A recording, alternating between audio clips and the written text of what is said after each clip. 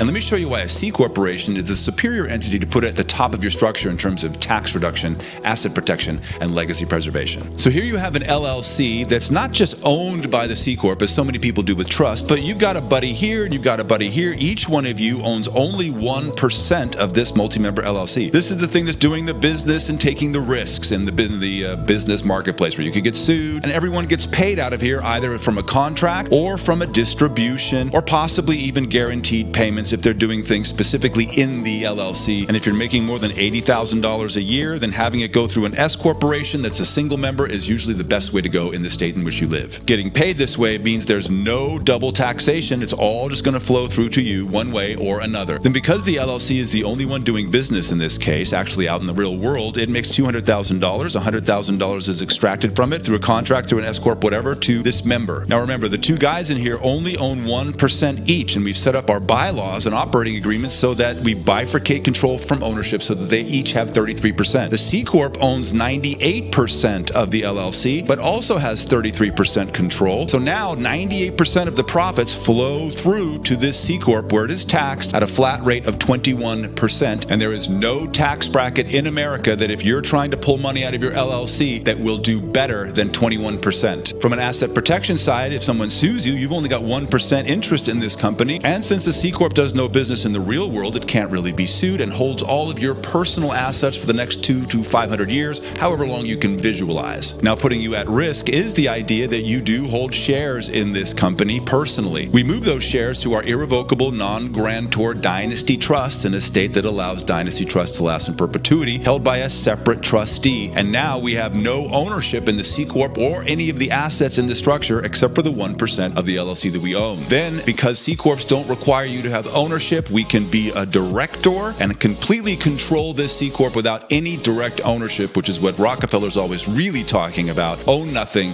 control everything. Taxed at 21%. This is a superior way to deal with this. And some folks are going to say, what about the AET and the PHC? All of that is managed inside the operating agreement, and for the fact that there is no actual earnings left in the C corp because of some other things that we can talk about later.